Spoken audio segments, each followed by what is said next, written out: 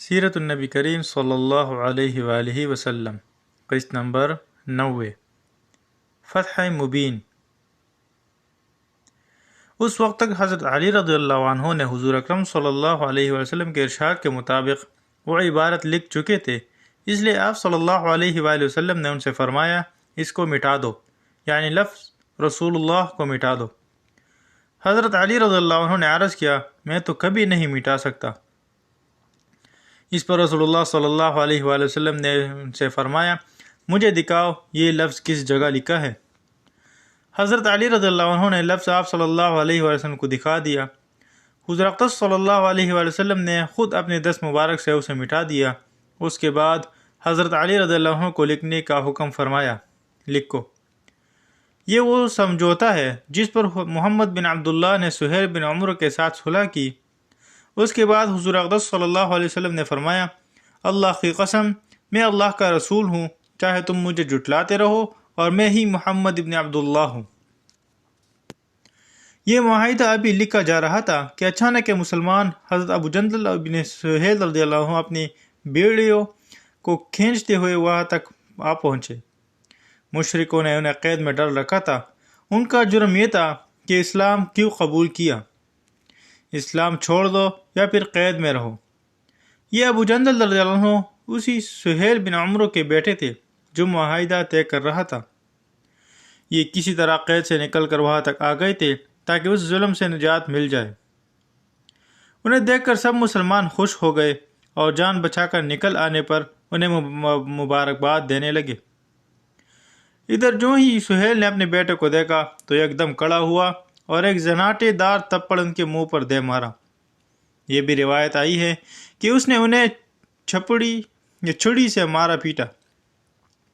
مسلمان ان کی یہ حالت دیکھ کر رو پڑے۔ اب سہیل نے انہیں گریبان سے پکڑ لیا اور نبی کریم صلی اللہ علیہ وآلہ وسلم سے بولا اے محمد، یہ پہلا مسلمان ہے جو ہم لوگوں کے پاس سے یہاں آ گیا ہے۔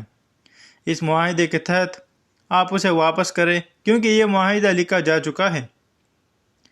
اس کی بات سن کر حضور اکرم صلی اللہ علیہ وآلہ وسلم نے فرمایا ٹھیک ہے لے جاؤ۔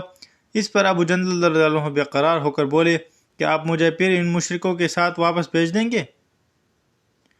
اسلام لانے کی وجہ سے حضرت ابو جندل رضی اللہ عنہ پر بہت ظلم ڈھائے گئے تھے، لہٰذا اس صورتحال پر سب لوگ بری طرح بے چین ہوئے۔ اس موقع پر رسول اللہ صلی اللہ علیہ وآلہ وسلم نے ان سے فرمایا ابو جندل صبر اور ضبط سے کام لو، اللہ تعالیٰ تمہارے لیے اور تم جیسے اور مسلمانوں کے لیے کشادگی اور سہولت فراہم فرمانے والا ہے۔ ہم قریش سے ایک معاہدہ کر چکے ہیں، اس معاہدے کی روح سے ہم تمہیں واپس بھیجنے کے پابند ہیں۔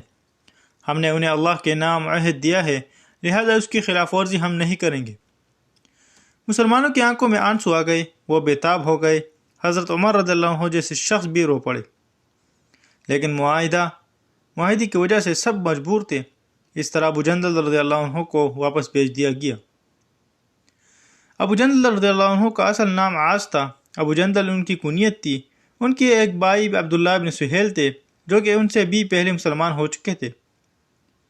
عبداللہ بن سہیل رضی اللہ عنہ اس طرح مسلمان ہوئے تھے کہ مشرکوں کے ساتھ بدر کے میدان میں مسلمانوں سے لڑنے کے لیے آئے تھے، لیکن بدر کے میدان میں آتے ہی یہ کافروں کا ساتھ چھوڑ کر مسلمانوں کی صفوں میں شامل ہو گئے تھے۔ اس معاہدے کے بعد بنو خزاعہ کے لوگ آن حضرت صلی اللہ علیہ وآلہ وسلم کے ساتھ دوست قبیلے کی حیثیت سے شامل ہو گئے، یعنی مسلمانوں کے حلیف بن گئے۔ معاہدہ لکھا جا چکا تو دونوں کی طرف سے اہم لوگوں نے اس پر بطور گواہ دستخط کیے۔ معاہدے سے فارغ ہو کر حضور اکرم صلی اللہ علیہ وآلہ وسلم نے سر منڈوانے اور قربانی کا حکم فرمایا۔ پہلے آپ صلی اللہ علیہ وسلم نے سر منڈوایا اور قربانی کی، پھر تمام مسلمانوں نے بھی ایسا کیا۔ پھر جب مسلمان اس مقام سے واپس روانہ ہوئے تو آن حضرت صلی اللہ علیہ وآلہ وسلم پر سورہ فتح نازل ہوئی۔ اللہ تعالیٰ نے اس صورت میں یہ خوشخبری سنائی کہ بے شک آپ کو ایک کھلی فتح دی گئی اور اللہ کی نعمت پر آپ پر تمام ہونے والی ہے۔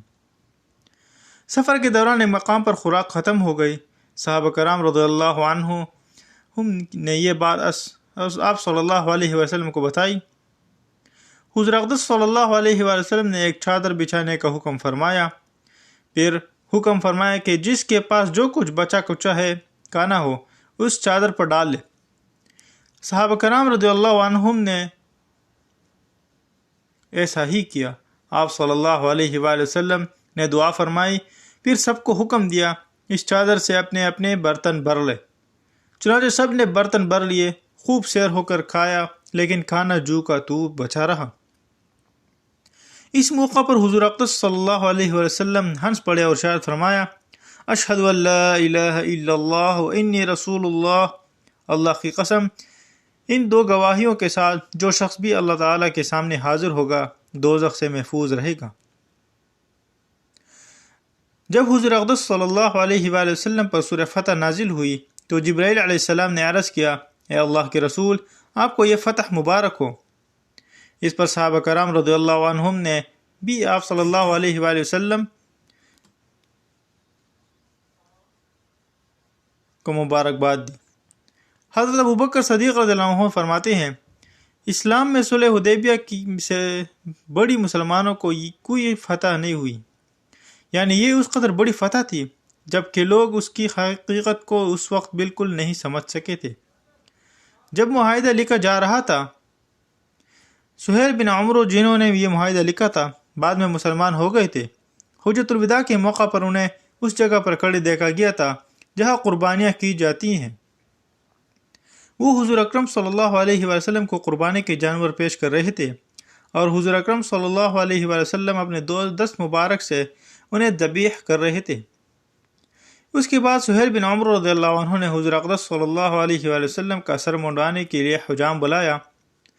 اس وقت یہ منظر دیکھا گیا کہ حضور اقدس صلی اللہ علیہ وسلم کا جو بال بھی گرتا تھا سہیل بن عمرو اسے اپنی آنکھوں سے لگاتے تھے۔ اندازہ لگائیے ان میں کس قدر زبردست تبدیلی آ چکی تھی۔ صلح حدیبیہ کے موقع پر وہ رسول اللہ صلی اللہ علیہ وآلہ وسلم کا لفظ لکھے جانے پر طیش میں آ گئے تھے، اور اب حضور اقدس صلی اللہ علیہ وآلہ وسلم کے بالوں کو آنکھوں سے لگا رہے تھے۔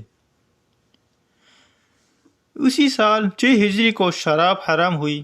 حکم آنے پر لوگوں نے شراب کے مٹکے توڑ دیے اور شراب بارش کے پانی کی طرح نالیوں میں بہتی نظر آئی۔